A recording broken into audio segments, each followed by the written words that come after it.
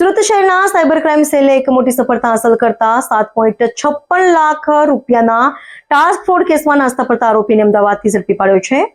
આ કેસમાં આરોપીએ ફરિયાદીને યુટ્યુબ વિડીયો લાઇક અને રેસ્ટોરન્ટના રેટિંગના ટાસ્ક આપી છેતરપિંડી આચરી હતી।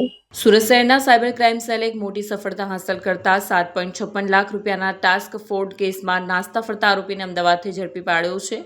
આ કેસમાં આરોપીઓએ ફરિયાદીને યુટ્યુબ વિડીયો લાઇક અને રેસ્ટોરન્ટના રેટિંગના ટાસ્ક આપી છેતરપિંડી આચરી હતી। આ કામના ફરિયાદી સાથે તારીખ 29/7/23 થી 3/8/2023 દરમિયાન આ ઘટના બની હતી।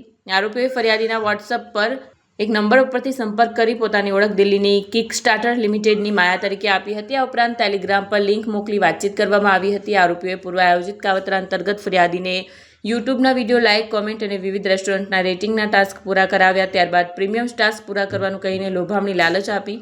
ફરિયાદીએ તેમના કહેવાથી અલગ અલગ યુપીઆઈ આઈડીમાં ₹3,67,000 અને વિવિધ બેંક ખાતામાં ₹3,75,000 એમ કુલ ₹7,67,000 ટ્રાન્સફર કર્યા।